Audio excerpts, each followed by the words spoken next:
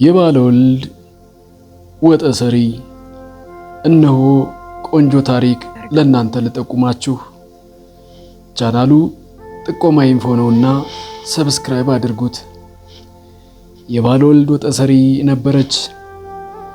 እኔ እናቴ ስለሆነች አባዬ እላታለሁ።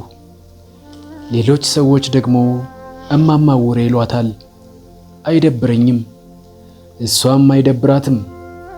እንደውም እቤት አቤት ትላለች። አይኗን ያጣችው እውር የተባለችው ለዓመታት ባለወልድን ስታገለግል በመሆኑ እንደ ማዕረግ ስሟ ትቆጥረዋለች። መቼስ ባለወልድ ቢነግስ፣ ማህሌት ቢቆም፣ ድግስ ቢኖር ቀድማ የምትጠራው እሷ ነበረች። ካህናቱን በመመገብ ትታወቃለች። እድሜ ዘመኗን ጭስ ስር ነው እየኖረች